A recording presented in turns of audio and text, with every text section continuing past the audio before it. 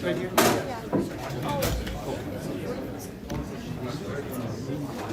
want me to move there?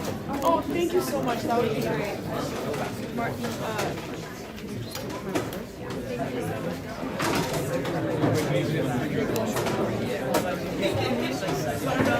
So we'll get started in a minute here. Everybody say 1 minute. I don't want to knock over your cup. I know, but just in case you want to put it up here. Sorry, Bookie.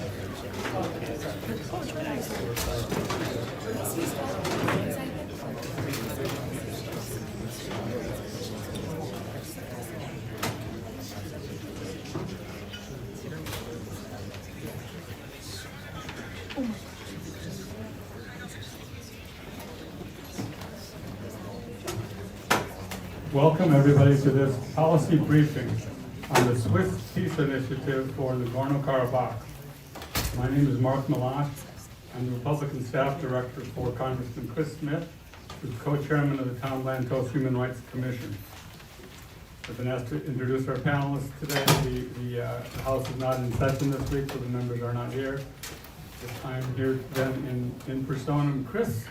I wouldn't say in personam Christi, but the joke does come up now and again, and I know people in this room will get that one. During the Artsakh crisis, the blockade, invasion, and ethnic cleansing of this ancient Armenian land, Congressman Smith chaired 4 congressional hearings on this ethnic cleansing of Artsakh. He was always careful to maintain that the ethnic Armenians have a human right to live in this land where Armenians have lived now for thousands of years. Nothing can ever take that away. However distant or unlikely that goal may seem at this moment, it is something that belongs to the Artsakh Armenians. It's part of their dignity, and it's important that we remember it, insist on it, and as we'll do today, maintain it and explain it. Every people has the right to live on its land in peace and freedom, speaking its language, practicing its faith, and living in its traditions. And the Armenians of Artsakh give every evidence of being willing to live in peace with Azerbaijanis on this land. It is the government of Azerbaijan in its extraordinarily vicious nationalist incitement campaign that will not allow it to do so. We're focused today on recent efforts undertaken by the Swiss Parliament through the Swiss Peace Initiative for Nagorno-Karabakh. This parliamentary group, which initiated international dialogue on the right of return through multilateral institutions, including the OSCE. We'll hear firsthand from Swiss parliamentarians leading the global effort to establish a multilateral negotiation platform to ensure the right of return for Artsakh Armenians, and from representatives of Artsakh's forcibly displaced Armenian population. The briefers will address the ongoing challenges faced by the Artsakh refugee community, Azerbaijan's ongoing threats against sovereign Armenia and continued violation of Armenian rights through the destruction of cultural heritage and civilian property, and the need to ensure a just, durable, and dignified peace in the South Caucasus predicated on accountability, justice, and respect for fundamental human rights. Now I'll introduce our briefers. Erich Vontobel is, stand up for a moment. Erich Vontobel is a founding co-chair of the Swiss Peace Initiative for Nagorno-Karabakh. He's a member of the Swiss National Parliament. He is from the canton of Zurich. Mr. Vontobel initiated the successful parliamentary motion calling for the Swiss government to convene a peace forum involving Azerbaijan and representatives of the ethnically cleansed Armenian Christian community of Nagorno-Karabakh with a view to creating conditions for the displaced to return to their homes. With the passage of this parliamentary motion, its provisions have become the policy of the Swiss government. Vontobel is the co-chair of a cross-party committee of 19 Swiss parliamentarians who are committed to raising support in Switzerland and abroad for this Swiss initiative for peace in Nagorno-Karabakh. His personal visits to Armenia and his engagement there with the forcibly displaced Armenian Christians of Nagorno-Karabakh have led him to action on their behalf. We'll also hear from Lukas Reimann. If you can stand, raise your hand for a moment. Thank you. Lukas Reimann is also a founding co-chair of the Swiss Peace Initiative for Nagorno-Karabakh. He's also a member of the Swiss National Parliament. He's from the canton of St. Gallen. In Parliament, he's been an advocate of the fundamental rights of Syriac Christians, who, together with the Armenian Christians, were the victims of Turkey's First World War. His name is also closely associated with defense of Switzerland's sovereignty, neutrality, and humanitarian traditions, and opposes EU membership of Switzerland. Reimann is a member of the cross-party committee of 19 Swiss parliamentarians who are committed to raising support in Switzerland and abroad for this peace initiative for Nagorno-Karabakh. We'll also hear from Vartan Oskanian. He chairs the Committee for the Defense of the Fundamental Rights of the People of Nagorno-Karabakh, the Artsakh Right of Return Committee. From 1998 to 2008, he served as the Foreign Minister of the Republic of Armenia. While in office, Oskanian was at the center of negotiations aimed at peaceful resolution of the conflict between Azerbaijan and the Armenian Christian community of Nagorno-Karabakh within the framework of the OSCE's Minsk Group. He led the Ministry of Foreign Affairs as the Republic of Armenia pivoted closer to the EU and NATO while retaining membership of the Collective Security Treaty Organization. Following Azerbaijan's ethnic cleansing of Nagorno-Karabakh, Oskanian was elected by its exiled parliamentary members to head this Committee for Defense of the Fundamental Rights of the People of Nagorno-Karabakh. We also have today for you John Eibner. He is president of Christian Solidarity International, a Swiss-based Christian human rights organization that fights for religious liberty and human dignity and assists victims of persecution in many countries around the world. For over 3 decades, he's directed field-based research and human rights advocacy campaigns on behalf of endangered religious communities in Sudan, Nigeria, Nagorno-Karabakh, and the broader Middle East. Dr. Eibner has served as CSI's main representative at the United States Nations in Geneva and has appeared before the U.S. House of Representatives subcommittees on the Middle East and Africa and before the Congressional Human Rights Caucus. He co-wrote, together with Baroness Cox, the report Ethnic Cleansing in Progress, War in Nagorno-Karabakh. He has briefed policymakers at the White House, State Department, and has written for many of the leading newspapers of the world. I believe we will hear today from our briefers, first from Mr. Eibner, and from Mr. Vontobel, Mr. Reimann, and Mr. Oskanian. Thank you all very much for being here today.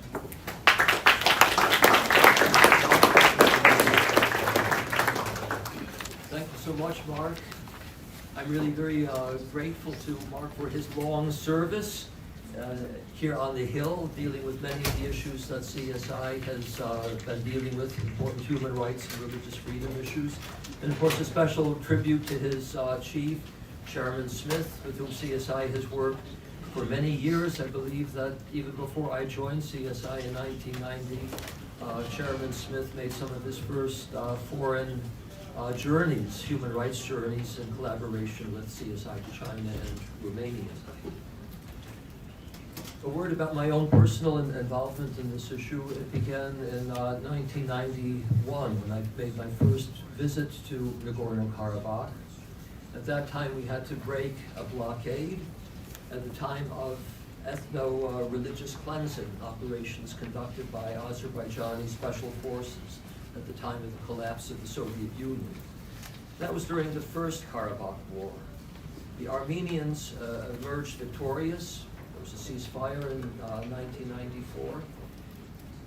And that established an uneasy peace for many years. And then there was the Second Karabakh War in 2020. Much of the region was then lost to Azerbaijan. And then in September 2023, Azerbaijan launched a military assault as the climax of a 9-month military blockade, the aim of which was to weaken the civilian population by starvation.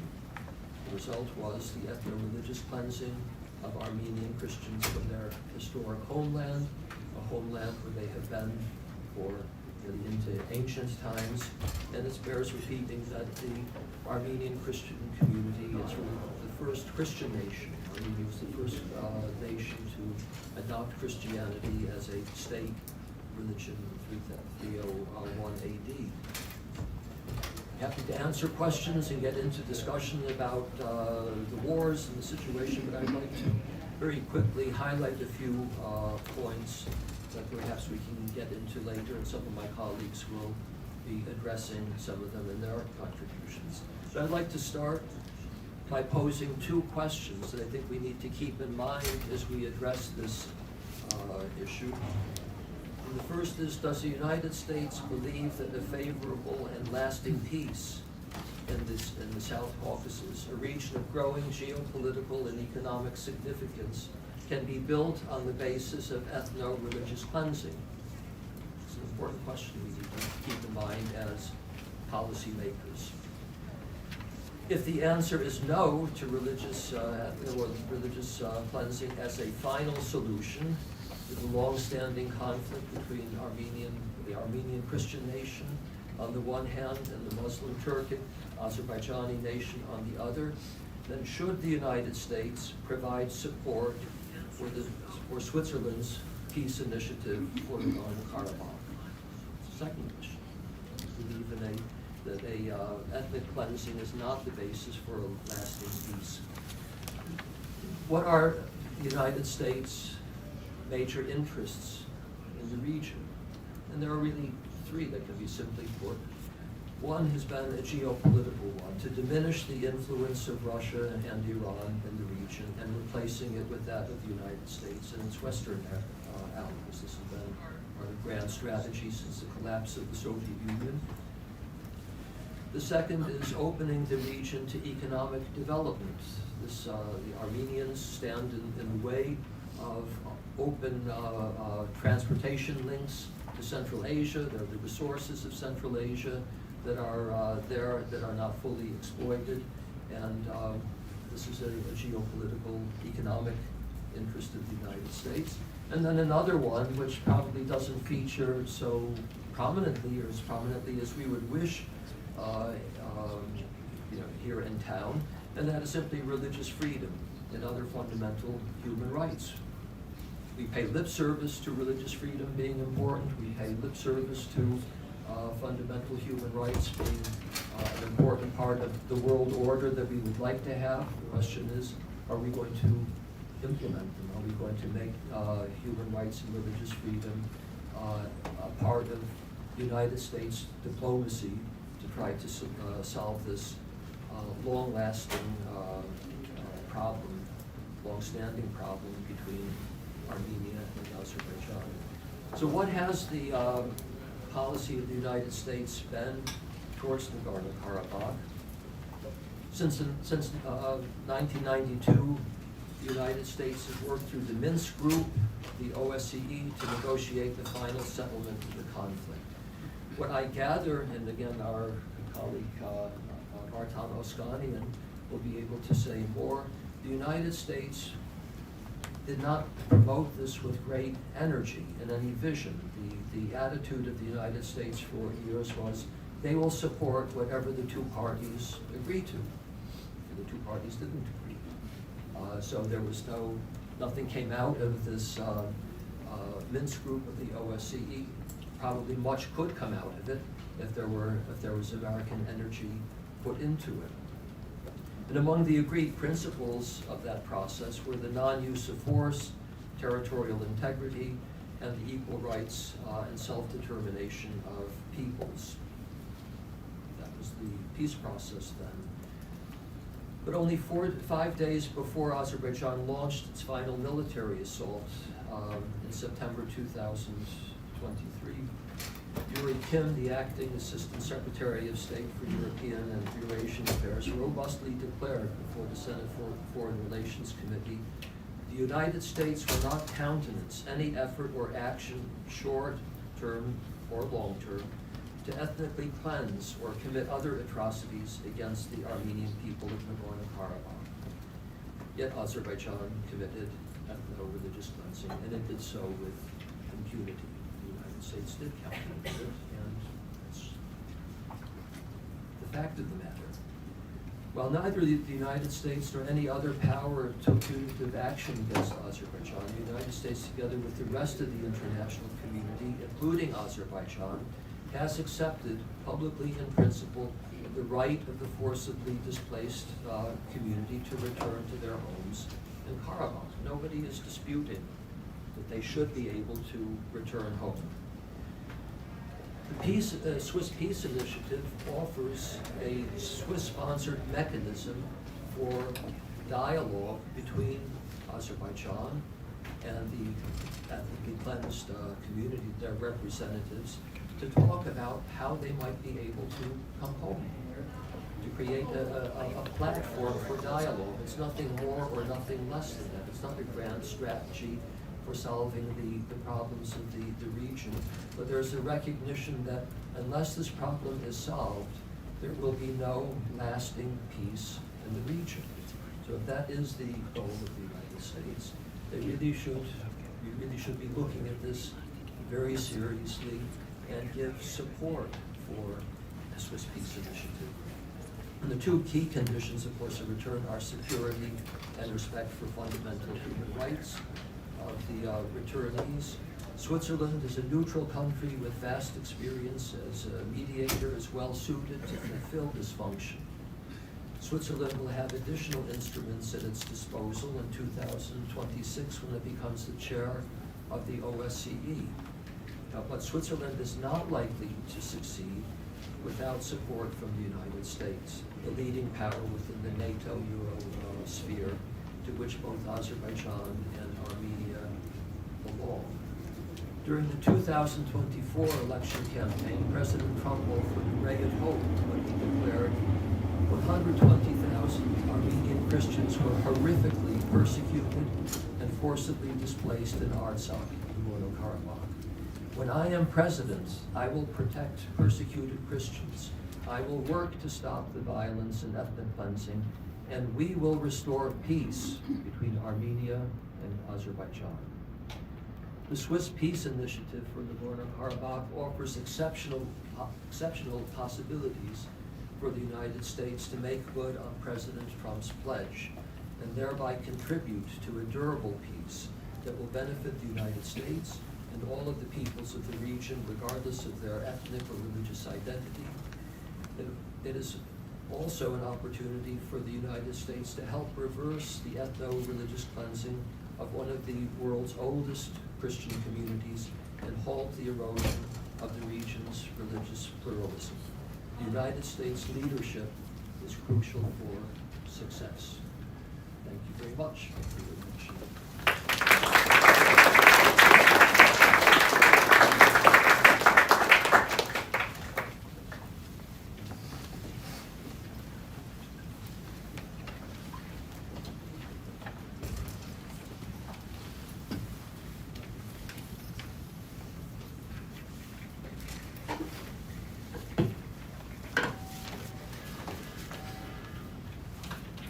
Dear ladies and gentlemen, that's my very first speech in English and abroad, titled From Promise to Peace, the birth of the Swiss Peace Initiative.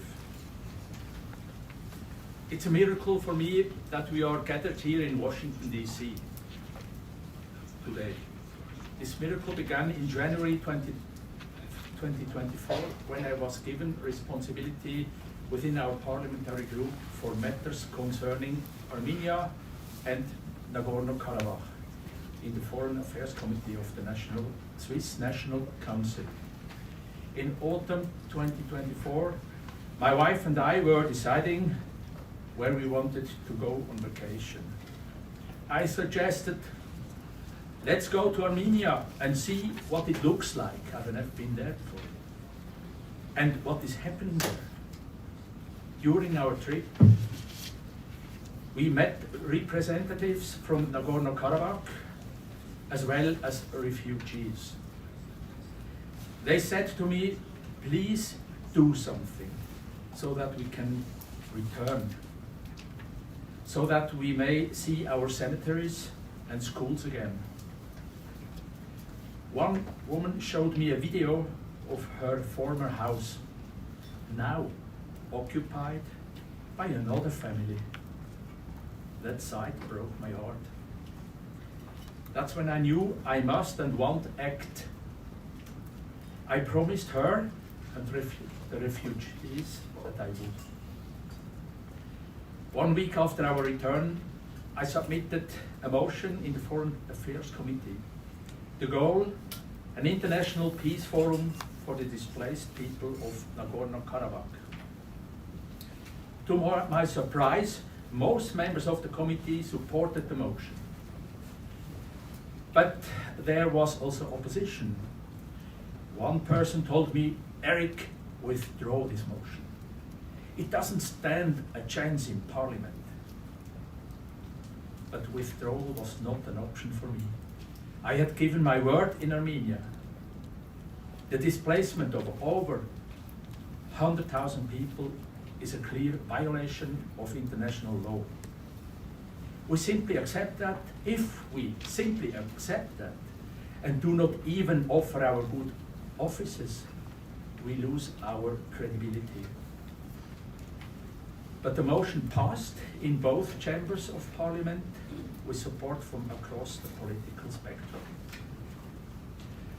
That is how the Swiss Peace Initiative was born. It does not call for sanctions or intervention. It calls for a table, a place for dialogue, where even the displaced have a seat. We must act now. As Foreign Minister Marco Rubio recently warned, there is a real risk of renewed conflict between Azerbaijan and Armenia. Diplomacy is the only path forward. I am the representative of a Christian party. Freedom of religion is as important to me as it is to you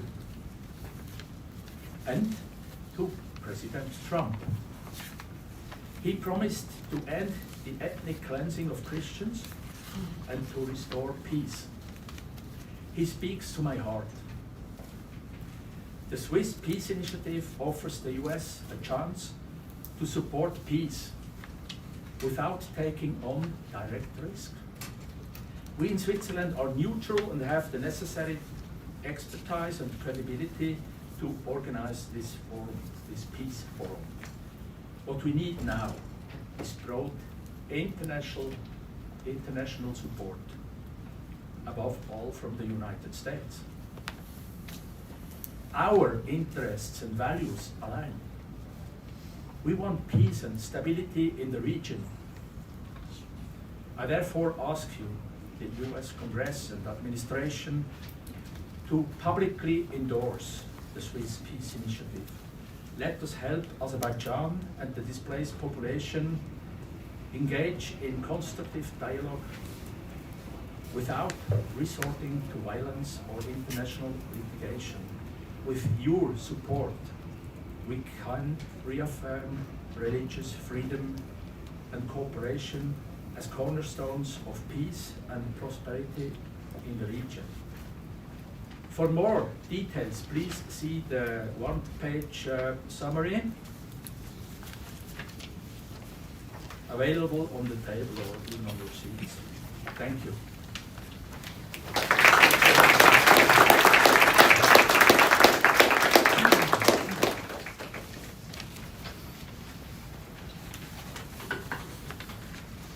Dear ladies and gentlemen, dear friends, in September 2023, Azerbaijan invaded the disputed territory of Nagorno-Karabakh following a 9-month blockade. State-sponsored starvation and military violence, reminiscent of the Great Armenian Genocide, forced 120,000 Armenians to flee. This fact has been confirmed by the International Court of Justice and by the Freedom House. The forced expulsion of the Nagorno-Karabakh Armenians caused great dismay in Switzerland. I'm serving in the Swiss Parliament for more than 16 years, and it's very rare that all parties together, we have almost 10 different parties in the Swiss Parliament, that all parties together fight for one subject, and in this case, it was the fact. Both chambers of the Swiss Parliament therefore voted by a large majority in favor of the motion 244259, initially proposed by my colleague Erich, who is, I have to point out, from a different party than me, but that shows how big the support of this initiative is. It instructs the Swiss government to organize an international peace forum on the Nagorno-Karabakh conflict to facilitate an open dialogue between Azerbaijan and representatives of the Nagorno-Karabakh Armenians. The aim of the dialogue is to create conditions for the safe return of the expelled Armenian population. On May 2025, the cross-party committee Swiss Peace Initiative for Nagorno-Karabakh was founded in Bern. The function of this 19-people committee is to support the Swiss Foreign Ministry as it strives to facilitate a sustainable political solution to the conflict between Azerbaijan and the displaced Armenian population of Nagorno-Karabakh. The expulsion of the Nagorno-Karabakh Armenians is a serious violation of international humanitarian law. The Swiss Foreign Ministry explicitly lists attacks against the civilian population and the unlawful expulsion of the civilian population as war crimes on its website on international humanitarian law. The expulsion of the Nagorno-Karabakh Armenians violated two binding orders of the International Court of Justice. Following the expulsion, the ICJ also stated in a binding order of November 17, 2023, that Azerbaijan must ensure that persons who left Nagorno-Karabakh after September 19, 2023 and wish to return to Nagorno-Karabakh can do so in a safe, unhindered and expeditious manner. Before the expulsion, the population lived in the de facto Republic of Artsakh, which despite its lack of recognition was protected under international law. Azerbaijan violated these obligations through blockade, violence and expulsion. In such cases, under international law, the right of self-determination of the affected population outweighs the territorial integrity of an aggressor. The Organization for Security and Cooperation in Europe, the OSCE, can play a crucial role in fulfillment of the Swiss Peace Initiative.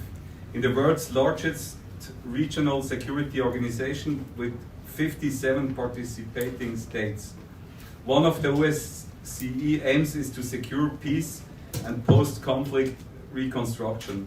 Switzerland will chair, as it has been said, the OSCE for the third time in 2026. In view of the current security challenges, Switzerland reaffirms that dialogue and cooperation are essential to find sustainable solutions for our future.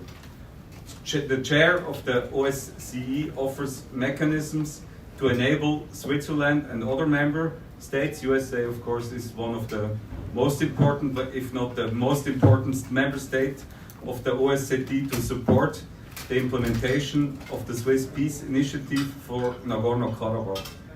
Switzerland's long-standing tradition of neutrality and mediation unlikely qualifies it to promote a credible and sustainable peace process that prioritizes human security and justice for the victims of displacement. The OSCE Minsk group, made up of the United States, Russia and France, is mandated to finding a peaceful resolution to the Nagorno-Karabakh conflict between Armenia and Azerbaijan. It was established in 1992 following a decision by the OSCE during a meeting in Helsinki. The United States can help revitalize the Minsk group and ensure that it contributes to return of the forcibly displaced persons to their homeland. That's what it requires for a lasting peace. We cannot accept and we will not accept that these families who lived in this area for centuries, Christian families, that they not can return to the place where is their home, and we will help them to get back there. The Swiss initiative strengthens international law, has a de-escalating effect, and signals that ethnic displacement will not go unchallenged. USA is a long-term proposer of freedom, also religious freedom, democracy, human rights, and peace. And I ask you to help us to put this very important subjects also in Nagorno-Karabakh. Thank you very much.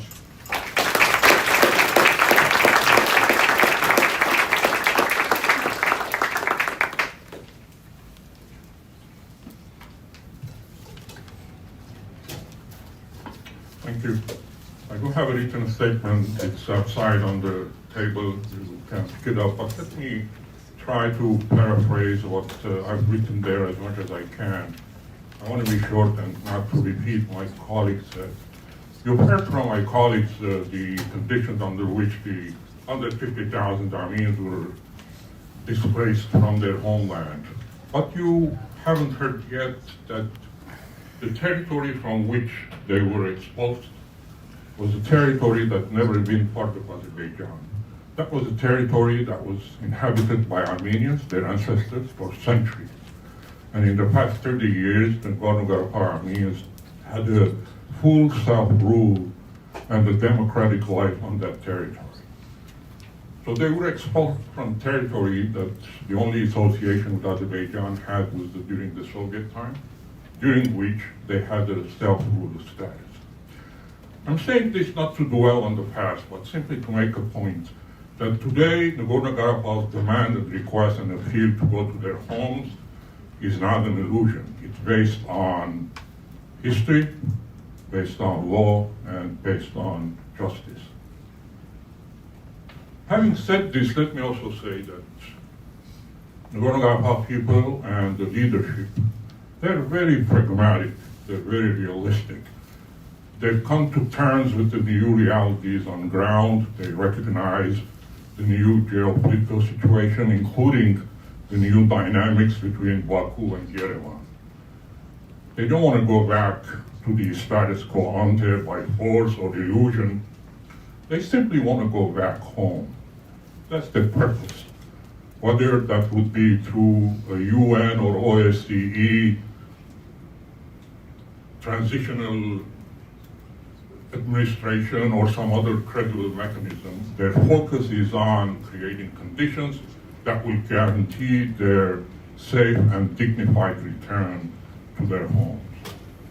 Look, we recognize the United States and the West in general view Azerbaijan as a strategic partner on so many levels, from being an alternative energy supplier, as efforts being made to minimize reliance on Russian oil and gas, Azerbaijan being the frontline state in the north of Iran, also Azerbaijan being a partner with Israel on military and intelligence matters.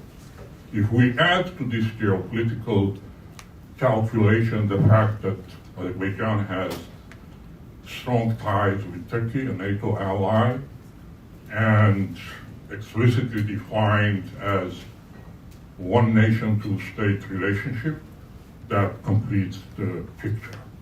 Yet, these geopolitical considerations, although real, do not justify the silence against the expulsion of 150,000 Armenians from their homeland. This sends the wrong message and sets a very dangerous precedent, because the right of return is not a political concession. The right of return is a legal and moral obligation enshrined in UN conventions and international humanitarian law.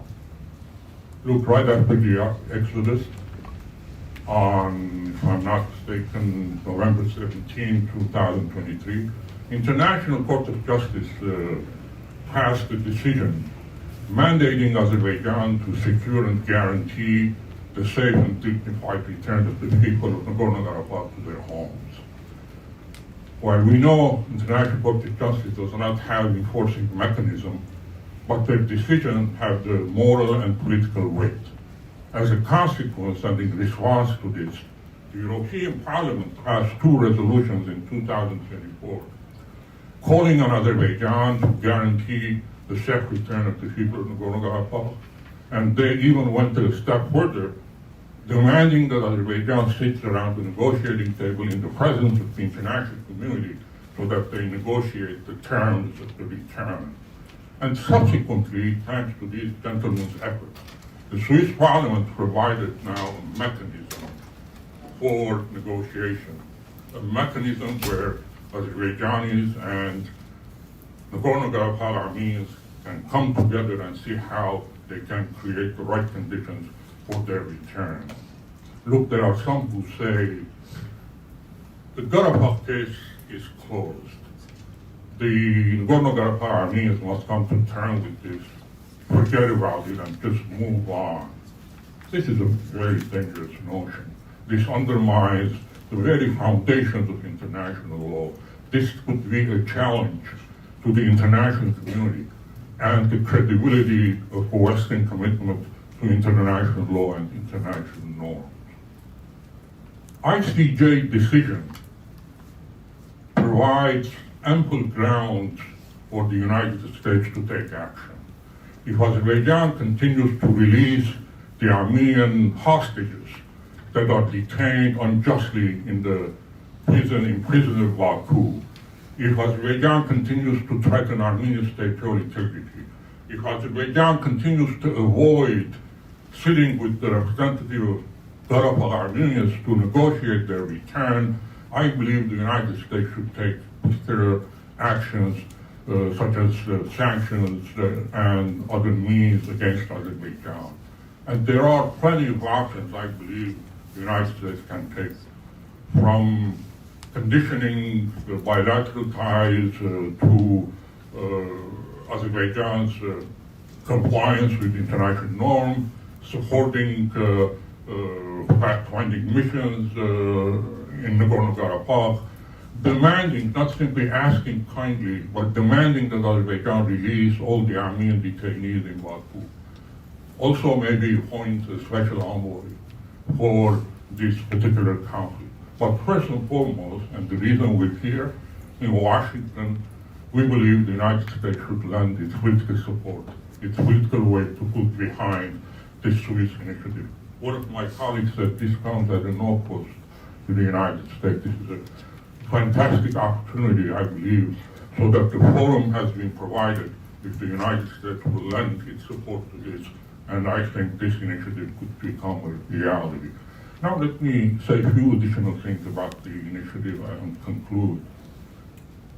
Our task now, is it a fact that the ICJ decision and international law supports the right of return? There's no doubt about it. Azerbaijan is on record saying that Karabakh Armenians can return. Nagorno-Karabakh Armenians whom I meet every day, they want to return. And during these past 2 years that I've been involved in these processes, and I have talked to many representatives of international community, everybody supports the idea of return. So the question that arises today is how, when, and under what conditions. And the Swiss Peace Initiative precisely does this. It provides a table, that's what it does, so that the return, if ever possible one day, will be compatible with the international law in all its forms, human rights law, humanitarian law, and law of non-discrimination, not merely the principle of the territorial integrity. So this is a great opportunity. Look, this peace initiative is not about taking sides. It is not about giving legitimacy to one side over the other. This initiative is simply to provide a space, a neutral space, where the silent voices can be heard, and where Azerbaijani representatives and Nagorno-Karabakh representatives can sit together around the table and find a way forward, a way home. Thank you.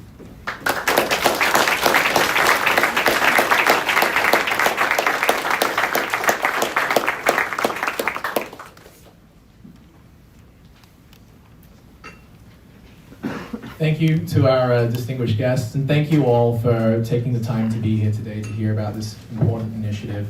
As our speakers have mentioned, we are at a critical moment right now. There is a very important, unprecedented window of opportunity for the United States to play a pivotal role in advancing what is a very important discussion about the right of return, particularly in the context of Azerbaijan's ongoing destruction of Christian Armenian heritage in Artsakh and the territories that it's captured.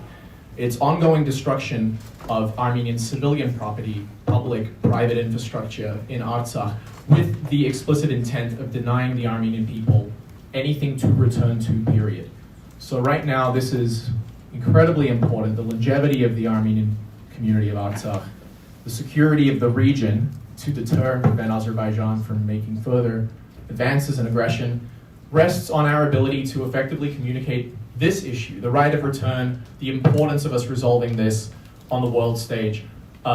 We have now a groundbreaking initiative that has set the stage and the foundation for this work. And we're now asking for the United States to lend its support. We're not asking the United States to lead and initiate anything on its own accord. There is already a structure and a foundation in place. So before we turn to Q&A, I just wanted to flag that on everyone's chairs, and we also have additional material outside for those particularly in House offices, there is a letter circulating right now calling for the United States to support the right of return and to support international mediation efforts, including the Swiss Peace Initiative and anything that may come through the OSCE to, in full bore, support these efforts to secure the right of return, to support dialogue, to support the foundation of a truly just, durable, and dignified peace in the region. So we highly encourage those of you in offices who haven't signed on to the letter yet. We have currently 22 signatures on that letter, and we hope to see that expand before it closes next Friday. We really appreciate your time in reviewing that, running it up the chain, and if you have any questions, us at the ANCA staff are more than willing and available to help and provide additional information as you need. With that, we'll turn to Q&A. I will just say that we don't have roving mics, so for those who have questions, if you could please stand up and speak as loudly as you can. We'll get started now, and we will try to keep this to 20 minutes tops if possible. But we do have the room until 5, and there will be opportunities to speak briefly with our dignified guests following the briefing. So we'll start here. Also, please, if you could introduce yourself, your name, and the office that you represent, that would be appreciated as well. Take it away. I'm Jake and Sarah. I'm a member of the Indo-American community, but I've been working with Int'l to bring light of this tragedy to the Hindu community, and we have created bridges there. But my question is, what is Iran's position on this negotiated platform, and will Iran be willing to leverage their position in talks with Americans to give weight to this?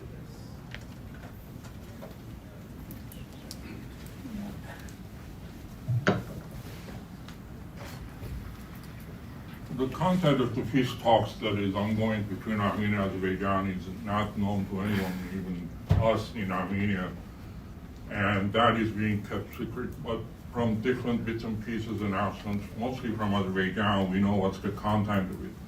But in addition to what's in that agreement, there are some additional demands that Azeris put forward, and they speak about it out loudly, which are totally unacceptable for the Armenian public in general.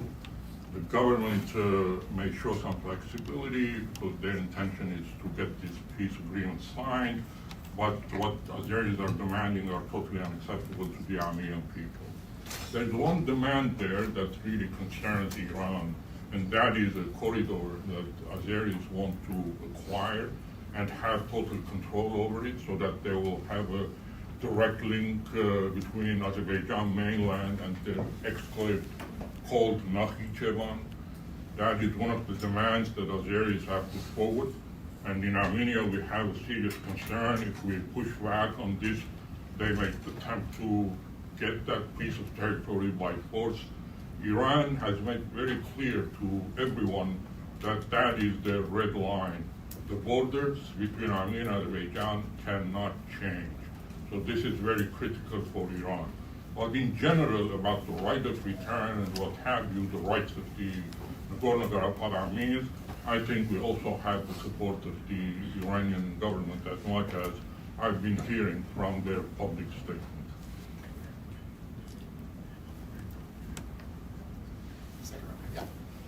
Hi, I have two questions. I'm not gonna mention my congressperson because I don't know if they would back my questions. My first question was, how will Switzerland and the United States maintain this territory as neutral ground for both the Azerbaijani and Armenian people without resorting to unauthorized or likely unwelcome military presences like seen in the Vietnam War? How will they maintain this area of peace without this unauthorized military presence? Because Which you can't just unauthorized? bring the people there But and then which not. unauthorized military And presence? any United States military presence, Swiss military presence. Well, I think there's no need for a military presence. We need the United States political support for this initiative. That's about it. Azerbaijan needs to feel the pressure that this issue is not being closed, it's not concluded. Without the return of 150,000 Armenians to their homes, or at least having that on our agenda, there can't be a durable peace between Armenia and Azerbaijan. So there's going to be no military presence in bringing the Armenians. Well, at this stage, there's no need, or maybe even in the future, there won't be need for any. This is going to be a political process. No one is showing any aggressive, posture.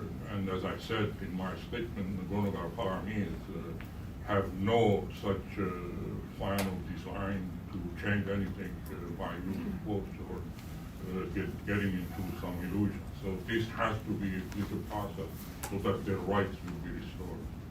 And then my second question is, can we hear a little bit about the economic plan?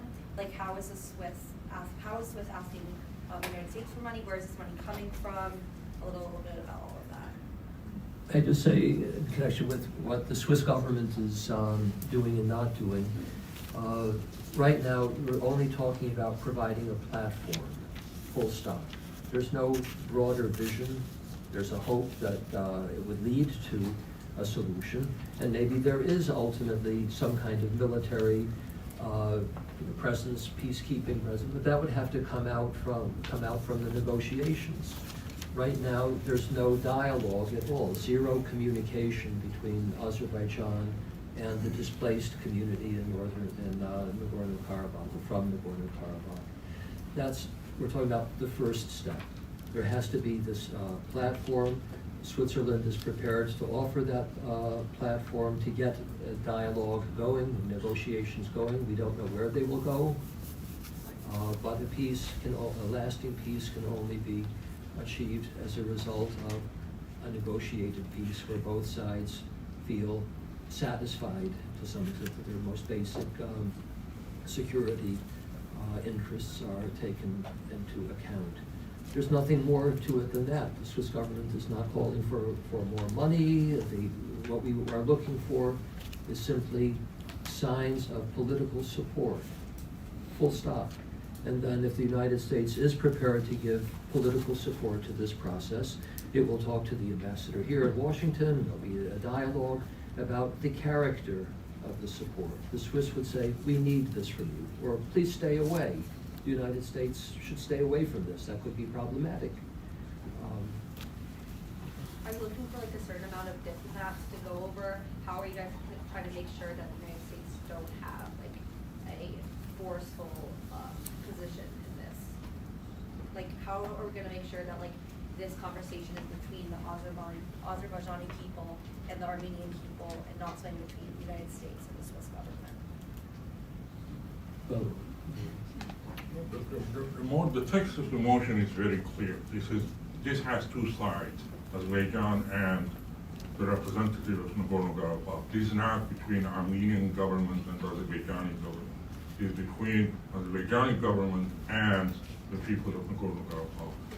Here, the Swiss, as was just simply providing the table, so that they cover, and that's where we need Swiss involvement, U.S. involvement, so that we provide that international presence under which the talks can be conducted. And that will give confidence to both sides. First and foremost, Azeris needs to be convinced to come to negotiating table. regardless how they will view the people who are sitting across their table.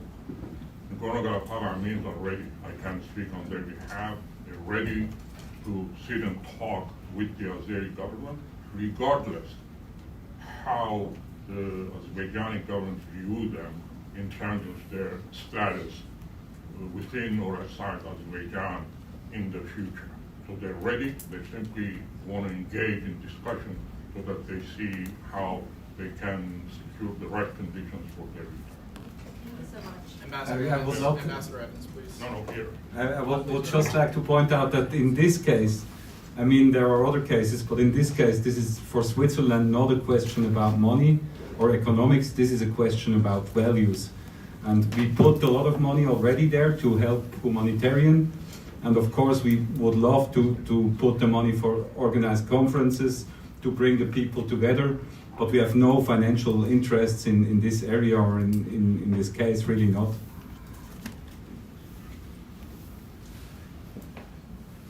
My name is Evans, John Evans. I was ambassador to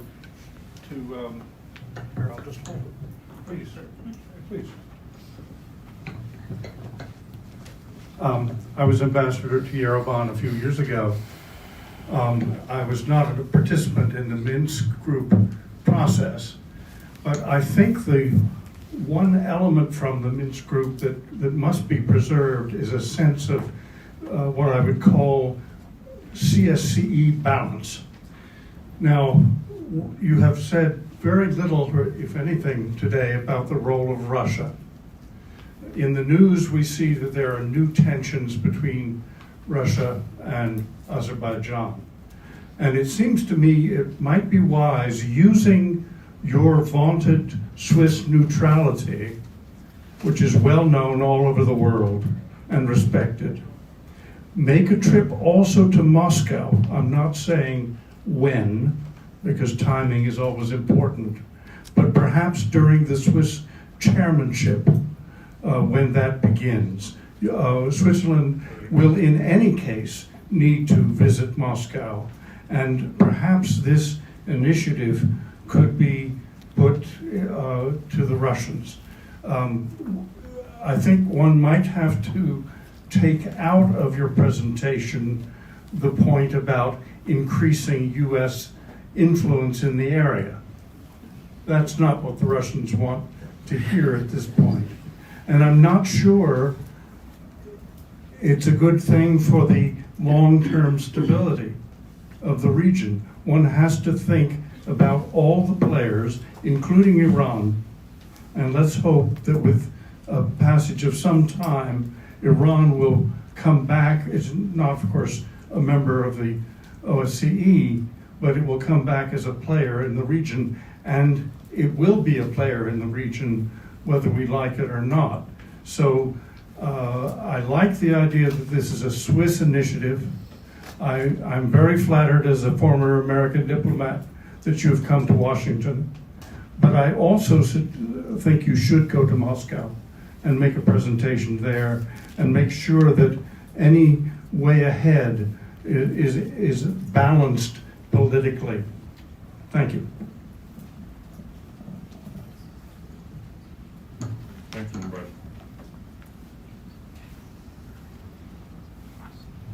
Next question. I'm Dennis, a congressman visiting the mass office. And my main question is, what's the current situation with the Russian peacekeepers, and with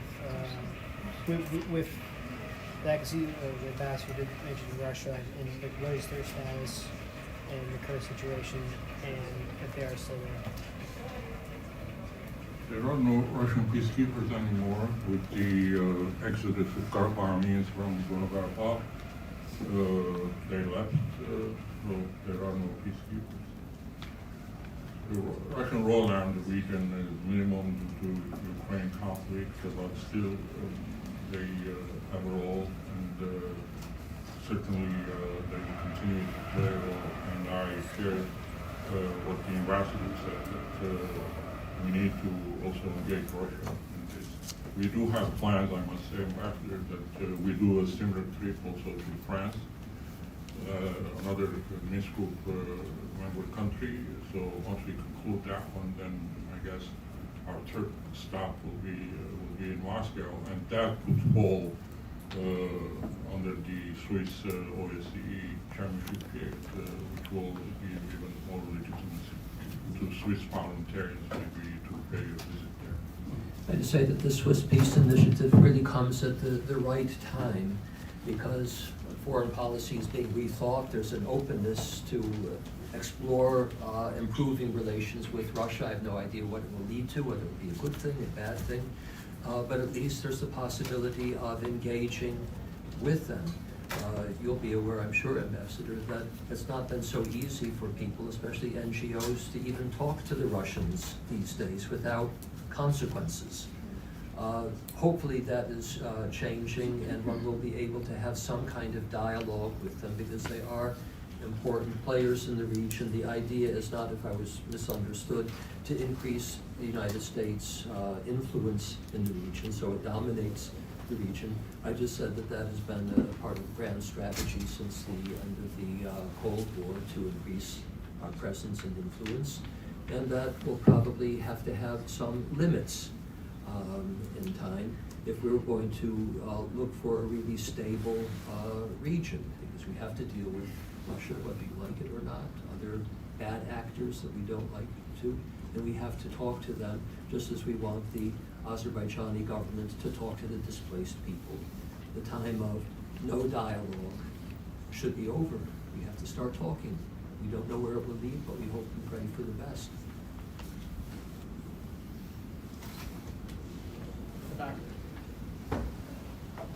Given the entrenched hostilities between the two countries, how would you assess the willingness of the Armenian and Azerbaijani governments to engage in good faith, productive dialogue?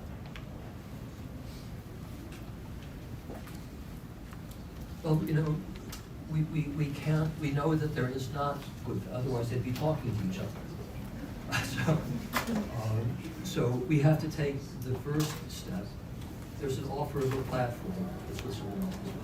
Now we have to speak to, Azerbaijan has to be spoken to, and be made aware that there are some consequences if they refuse to talk to those whom they have displaced. If there are no consequences, then nothing will come of this. The United States is in a position to provide consequences that Azerbaijan would have to pay attention to. Switzerland is not able to do so. So part of our mission is to come here first. We've already had some support from the UK parliamentarians, and to go to France and Germany, other important EU countries, so that they send the message that they want, hopefully, a durable, just peace in the region, and that they have to start talking. Otherwise, there will be, say, these consequences. What the consequences should be, I leave it to the diplomats. That's not our business. We're just trying to kickstart a process and see many difficulties in the way. This is not going to be an easy proposition to get through, but we do not, for the sake of the displaced population, and then for the whole region, for it to be again afflicted by war, turmoil, ethnic cleansing in the future for every party, the Armenians, the Azerbaijanis, others that live in that dangerous region on that fault line that is so unstable. May I ask a follow-up? Thank you. For clarification, you guys had said earlier that the primary objective that you were looking for the United States, the primary input would be political support, but then you mentioned the potential of U.S. enforced consequences. So then maybe long-term then, going beyond political support, what type of consequences would you guys be expecting the United States to provide? Well, if I can speak to what, as an American, what I would hope the United States would do is withdrawing the kind of support that it has been giving to Azerbaijan. It's not necessarily taking special punitive measures, although I do believe that they should be sanctioning not the country, but individuals who were a party to the ethno-religious cleansing. Those that are commanders, their intelligence, their officials that were responsible for that, I personally believe they should be sanctioned. But at the very least, the United States, the President of the United States, as happens not so long ago in the previous administration, should not be photographed smiling with the Azerbaijani foreign minister just days after the ethnic cleansing. We should not be supporting Azerbaijan when it wants to host COP21 events. There are these kinds of really basic things that are hardly punitive, that are really not great punishments, but showing that the United States strongly disapproves and that Azerbaijan cannot do this kind of ethnic religious cleansing with impunity, because it has its eyes on Armenia itself, what it calls West Azerbaijan. It's making threats, open threats, and you can read them in the newspapers. Karabakh is not the end of the story. They are determined to remove this Armenian Christian political entity so that it may keep the name Armenian, but it will have no ability to stand as a sovereign state and make decisions for itself. That's the ultimate goal. And the United States has a choice. Do they go along with that, or do they feel that that's not in the interest of the United States and the stability of the region? I would like to add something, if I'm allowed. Yeah. You certainly are. So, last year in October, I have been the first time in Armenia, and I have spoken to these displaced people and so on. And 1 month ago now, I've been again in Armenia, and I have visited the south. So, here, the south. I've been at the Iranian border here. And I had a driver who spoke English and also, of course, Armenian. And then I had the possibility to talk to people there like that. And I must tell you something. If we now close the eyes and don't do anything about what happened here, that's Nagorno-Karabakh. They have been displaced. And this Lachin corridor has been closed. You can't go there anymore. I have been there. There are warning. If we close the eyes and say, okay, it's okay, we don't have to solve that problem, then this is a bad signal for Azerbaijan. Because they see, okay, we can do such things and it has no consequences. Mm-hmm. And the people here, and also here, they fear the following. They fear that Azerbaijan will get another piece of Armenia. This one, that's the Sangezur corridor. Because they would like to have a direct street from here to here and vice versa. And Turkey want to go that way too. And the people fear that. They say, do something. If you don't do anything, that's the Sangezur corridor, here. I just want to bring that in your mind, and I hope that I'm wrong, but if you don't do anything, this Sangezur corridor, you will hear it in the future, in a bad way, yes? So it's better when we do it now. Okay, as we're at 4 o'clock, in the interest of time, and I want to make sure we get through as many as possible, just 2 more questions, and then we will still be in this room. And also, on the page that you have our contact information, legislative@anca.org. So if you have any follow-up questions, we'd be more than happy to answer and provide additional information. But 2 more, starting here. Yes. If the Armenians are allowed to return to this region, is the idea that they are going to be politically integrated into Azerbaijan and just have their rights protected? Or is there a desire and a thought that to reach peace, they really need to have local autonomy again?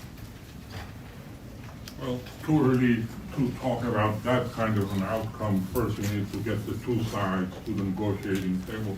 it's totally up to the Nagorno-Karabakh people to decide what their future will look like on that territory. They may start talking and they see the terms are not acceptable to them. They may just quit and forget about it. But our task is now to get them to the negotiating table. Any outcome, is possible from one end to another. It's totally up to the negotiating side. At the end of the day, it's Nagorno-Karabakh people that will make that decision. My name is David Gregorian. I'm a research fellow at Harvard University's Kennedy School and a founder of Policy for Armenia think tank. I want to thank our Swiss colleagues for taking this initiative. For those of us who've been on our barricades since 1988, since the unification movement, this means a lot to us. Thank you. I want to second Minister Oskanian's point that Nagorno-Karabakh has never been part of Azerbaijan. But I should go further. In fact, the League of Nations has given Armenia the title over Nagorno-Karabakh in 1920. I wonder if you gentlemen are aware of that, and if so, what role is that decision playing in your deliberations? That's my first question. The second question is, the current Armenian government is very much responsible for what's happening in Nagorno-Karabakh now, both in 2020 and 2023, for reasons I think many in this audience are aware of. The question is, is that government supporting your initiative? And if not, why not? I know the answer to that, but I'd like the people to hear your response for the record. And thank you again, gentlemen. I have to say that the Armenian government has to answer that question. We can't speak for the Armenian government. We can imagine, in the same way that you can, what their reasons are. But we do know it's simply a fact that they are under enormous pressure. That, again, this is my personal view, that what is being discussed now between Azerbaijan and Armenia, it's called a peace process, is really a surrender process to finalize the surrender of Armenia, unconditional surrender of Armenia to Azerbaijan and Turkey. One nation, two states. And it's in a bind. And we can criticize, of course, the Armenian government and so on, and I leave it to Armenians to do that. That's not my business. But the fact is, they are acting under duress. That's just the fact. Maybe they could do a better job. That's not my business. But it is an act of surrender that's being played out right now, and they do not have an entirely free hand. And one of the reasons is that they have been abandoned by the entire world. They've been abandoned by their traditional supporter and ally, Russia, which actually helped them in the first war. They're not there anymore at the table. They've been abandoned by the United States. There are no powers that can support them. So they're in an extremely weak position, and we should not have such high expectations of what their role is. We would not expect them to come out and endorse this peace initiative. I must say that I personally engaged with Armenian diplomats. Nobody has discouraged me, said, don't do this. We understand that the signals that are given. We have not had the door closed. We have not been told that this should not happen. Therefore, we assume that if it's done in a good way and in a good spirit, it will not be opposed. That's our hope. But of course, the diplomats don't make all of the decisions. There could be some kind of decision from high up, just as there is in the United States. There can be decisions from the top that change that. But we operate from the point of CSI, which is assisting the Vartan's committee of Karabakhis and the parliamentarians. We move forward, assuming that this process will help Armenia too, by providing conditions for stability in the region, and that it is not contrary, it doesn't undermine, it should not undermine in any way whatever discussions there are between Yerevan and Baku about a new peace treaty. second, first question, the League of Nations? What was it? Sorry, can you repeat the last First question? were you aware of the League of Nations Yes. 1920 decision to give Armenia the title over Nagorno-Karabakh? Well, you know, I'm certainly aware, and I'm sure that at least. Yeah, most likely our colleagues from this parliament don't know much history details, but they understand the politics of it, and what they've done, I think, is superb and been very useful. I'm sure they may do further reading, have more information about the history of Artsakh. What you mentioned is a historical fact that strengthens the legal arguments. But we got to come, to terms with the fact that this is more of a political process rather than a legal one. Legal arguments substantiate our political positions, but at the end of the day, it's going to be a political decision. And what the Swiss parliamentarians have done, they've taken a political decision by adopting that motion, and now we expect to get international support that we put this in motion.